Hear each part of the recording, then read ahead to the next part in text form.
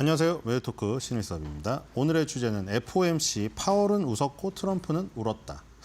물론 저기서 파월이 막 하하하하 호호호호 웃은 건 아니죠. 하지만 그 내용에 지금 연준은 여유가 있다 이런 표현을 했어요. 지금 당장 뭐 금리 인하 카드를 쓰기보다는 여유를 가지고 적절한 타이밍을 노릴 수 있는 지금 뭐 약간의 쉼표를 찍을 수 있는 부분이 있기 때문에 그래서 그 여유를 웃음으로 저는 해석을 했고요. 트럼프는 반면 울었죠. 이것도 마찬가지로 트럼프가 엉엉 울진 않았습니다. 눈물을 절대 보이지 않겠죠. 근데 트럼프는 자기 말을 안 들어서 짜증이 났을 것이고 그래서 울었다는 어떤 그런 느낌으로 전 다가왔다. 그래서 파월은 웃었고 트럼프는 울었다라는 표현을 해봤습니다. 마치 무슨 어벤져스 같던데 아까 음악이랑 뭐 디자인을 보니까. 자, 지금 어쨌든 FRS라고 지금 불리우는 시스템으로 이루어진 거 이제 아시겠죠. 우리나라처럼 무슨 중앙은행 이런 하나의 객체의 어떤 그 FRB가 아닙니다. 이건 어떤 시스템의 하나의 존재일 뿐이죠. FOMC라는 회의가 있고 7인의 이사회가 있고 12개의 연방준비은행이 있습니다. 이런 것들이 어우러져 돌아가면서 7인의 이사회에다가 이 뉴욕 연방준비은행 총재 1명을 더하고 그 다음에 연방준비은행 총재 중에서 4명을 순환을 해서 12명의 투표권을 가진 투표권자가 투표를 하고 물론 회의에는 다 같이 참석을 합니다. 근데 이제 투표권자가 12명이 되는 것이죠. 그게 거기서 이제 금리 결정을 금리 인상, 동결, 인하 이런 것을 하는 것이고 FOMC 이것이고 그 세 개가 어우러져서 돌아가는 것이고요. 아까 이중책무 얘기를 했죠. 항상 파월이 항상 말하는 것입니다. 파월뿐만 아니라 모든 투표권을 갖거나 아니면 투표권을 기다리고 있는 모든 연방준비제도 이사회 멤버라던가 연방준비은행 총재들이 맨날 하는 말이죠. 자기의 의무는 무엇인가? 이 최대 고용과 물가 안정이라는 두 마리 토끼를 잡기 위해서 저렇게 금리 카드를 어떻게 쓸지를 고민하는 것이죠. 최대 고용과 물가 안정 잡기 정말 힘듭니다. 두 개 동시에. 왜냐하면 최대 고용을 하기 위해서는 고용을 늘리려면 금리 인하를 통해서 경제를 살려야 됩니다. 그런데 그러면 필연적으로 따라오는 게 물가 상승이죠. 이 우리가 사는 물품의 가격만 오르는 것이 아니라 서비스의 가격만 오르는 것이 아니라 그 임금도 오릅니다. 임금, 연봉. 그렇기 때문에 근로자의 연봉, 임금이 올라서 물가가 들썩이게 되죠. 그럼 금리를 상승시켜서 그것을 막아야 되는데 그러면 어떻게 될까요? 물가 안정은 도모할 수 있지만 고용시장이 죽습니다. 그렇기 때문에 그 두 마리 토끼를 잡는 것은 상당히 어려운 것이고 그렇기 때문에 항상 파월은 나와서 그 이중책무의 목표를 달성하기 위해서 엄청 노력을 하고 있다. 트럼프가 아무리 흔들건 말건 정말 포커페이스로 저렇게 안 흔들릴 수 있을까 싶을 정도로 그렇죠? 트럼프가 자기가 임명한 자기 손으로 임명한 걸 지금 후회할지도 모르겠어요. 왜냐하면 연준은 독립적인 기구이기 때문에 트럼프가 아무리 날다 긴다 미치광이 전략을 쓴다 이러더라도 연준은 손댈 수가 없습니다. 이사의 임기는 무려 14년이에요. 트럼프를 포함하여 대통령들이 지금 뭐 3선 개헌을 하지 않는다고 하는 이상 8년을 할 수가 있는데 대통령을 연임해서 8년을 해도 한 이사의 임기 반 정도 겨우 됩니다. 그렇기 때문에 그 정도로 보장을 해주는 거예요. 이사회의 이사라는 것은 그렇게 장기적으로 14년의 임기를 보장하는 그렇게 하라는 거예요. 역대 대통령들이 막 바뀌고 어떻게 되던 너네는 열심히 여기서 그 이중 책무 달성을 위해서 노력을 해라. 그래서 장기적으로 보장을 해주는 겁니다. 편하게 잘릴 위험 없이 그렇게 해라는 것입니다. 그런 것을 지금 트럼프가 계속 흔들고 있지만 이러지도 저러지도 못하죠. 자, 일단은 지금 이 트럼프의 마음은 급합니다. 왜냐하면 금리 인하를 카드를 써가지고 지금 이런 경제 지표들을 되돌려야 되거든요. 자, 일단 지금 각 대통령의 취임 후 첫 100일 동안 S&P 500 지수의 변동률입니다. 자, 지금 과목이라고 되어 있는데 이게 지금 이제 직역이 됐죠. 이거 부시입니다. 부시. 자, 부시 대통령만 취임 후 100일 동안 이 흐름이 약간 트럼프랑 비슷할 뿐 나머지 트럼프 1기를 포함하여 바이든, 오바마, 클린턴은 대부분 100일 정도 됐을 때는 전부 다 S&P 500이 상승세로 올라갔다, 플러스가 됐습니다. 지금 부시랑 트럼프만 100일이 지났을 때 지금 S&P 500이 마이너스인데 트럼프는 트럼프 1기에 대비해서도 차이가 많이 나죠.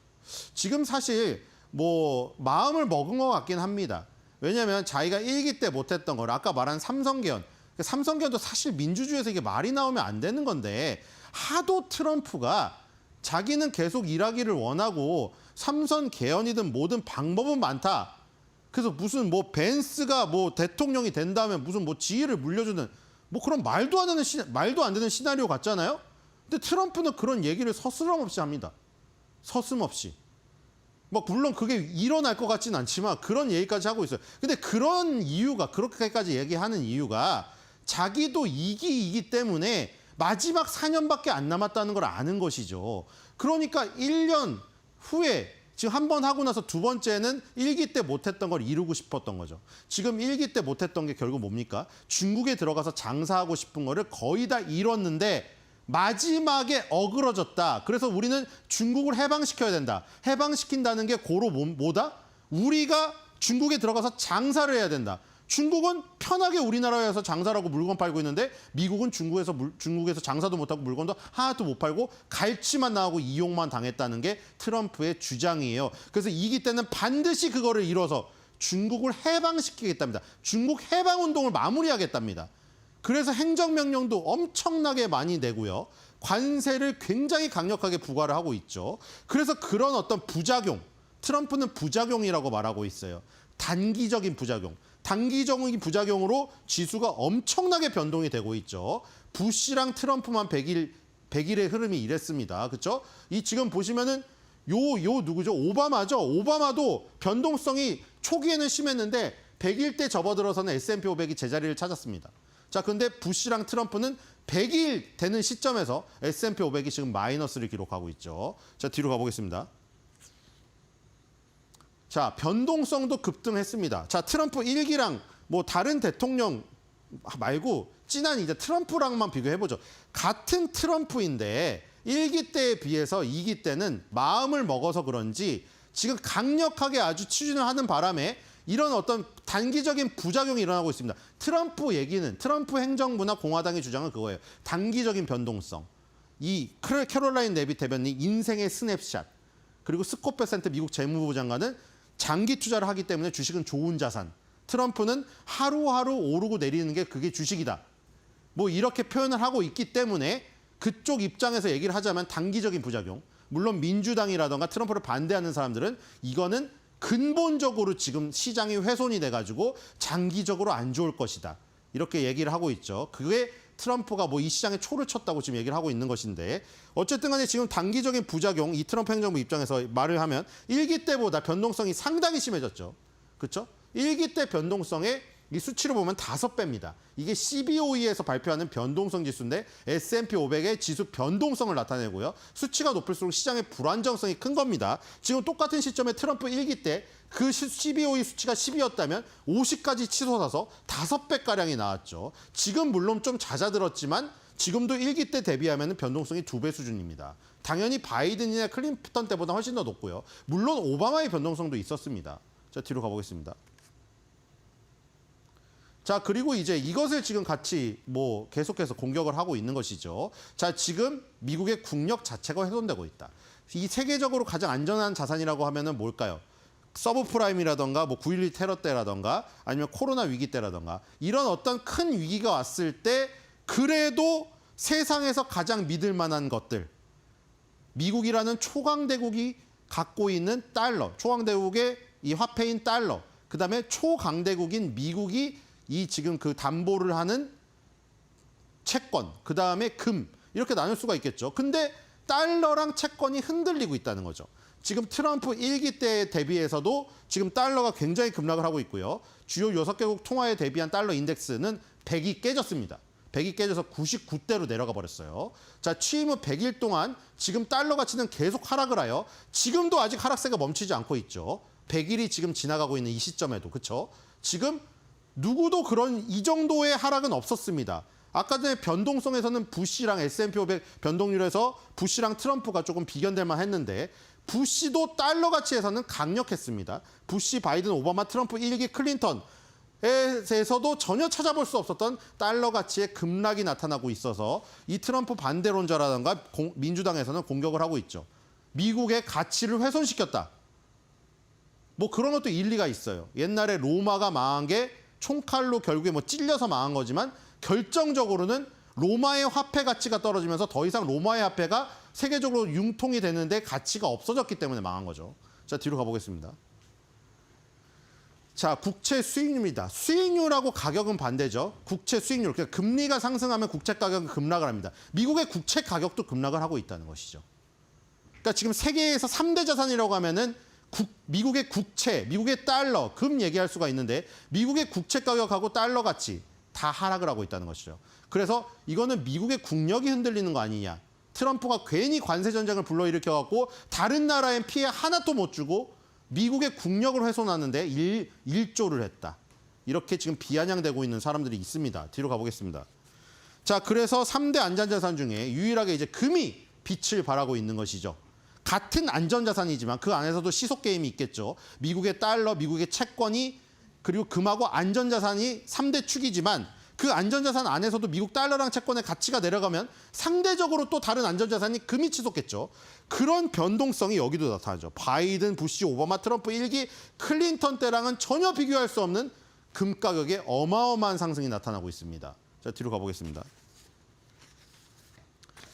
자, 그리고 연준에서 이제 3, 6, 9, 12에는 이 FOMC는 8번 열리지만 그중에 3, 6, 9, 12 분기, 4개 분기에는 이 경제 전망 예측이란 게 나옵니다. 거기서 GDP 예측을 하는데 이전 예측치에 비해서 GDP 3년치 예측치를 모두 낮게 설정을 했습니다. 지금. 자, 뒤로 가보겠습니다.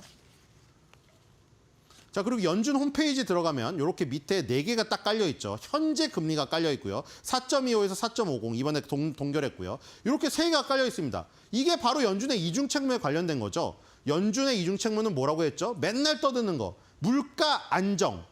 그렇죠? 그거를 뭔 지표로 봅니까? PC 개인 소비 지출을 봅니다. 2.3인데 2%까지 가는 것을 목표로 하고 있죠. 그다음에 최대 고용은 뭡니까? 실업률을 떨어뜨리는 게 최대 고용이죠. 이 두 가지 목표를 잡기 위해 노력을 하는 것이고 그래서 결국 국가를 융성하게 해서 GDP를 늘리는 것이죠. 2025년도 1분기에 마이너스 0.3이 나와버렸습니다. 지금. 물론 이것은 지금 미국이 수입을 완창 땡겨서 이게 나온 그 결과일 수가 있습니다. 단기적으로. 뒤로 가보겠습니다. 자, 지금 도널드 트럼프는 이전에 계속 이런 얘기를 올렸죠. 4월 16일 날도 거의 모든 것을 포함한 제품 가격이 하락을 했다. 지금 인플레이션 없다. 뒤로 가보겠습니다. 자, 그렇죠? 그리고 주식시장 하락하는 것은 누구라? 바이든 주식시장이지 내 주식시장이 아니다. 뒤로 가보겠습니다. 4월 30일에 올렸죠. 자, 그리고 이제 이 자료를 올린 거죠. 아까 연준의 홈페이지에 있던 그겁니다. PC가 2.4다. 인플레이션이 떨어졌어요. 왜 안 내립니까? 파월은 금리를. 계속 이렇게 주장했죠. 뒤로 가겠습니다. 계속 두들겨 댔어요. 자, 그런데 결국 저기로 했죠. 자, 일단 투표권자들 시간이 없으니까 일단 그 리사 쿡부터 크리스 윌러, 그다음에 오스틴 굴스비까지 비둘기파입니다. 비둘기파도 지금 뭐 인하를 외치고는 있지만 먹히진 않았어요. 자, 뒤로 가볼게요. 예, 이렇게 착 투표를 했고요. 읽어보시기 바랍니다. 뒤로 가보겠습니다. 그리고 이번에 특이했던 게, 예, 뒤로 가겠습니다. 특이했던 게 카시카리가 원래 내년 유권자인데 지금의 슈미트 총재 대신에 대체 투표를 했어요. 카시카리는 여기 매파죠. 금리 인상을 외치는 사람입니다, 원래. 자, 대신 투표를 했다는 거. 뒤로 가겠습니다. 자, 그래서 이렇게 성명서를 발표를 했죠. 성명서를 발표를 했고요. 여기 나옵니다. 2%의 비율로 최대 고용과 인플레이션을 달성하고자 한다.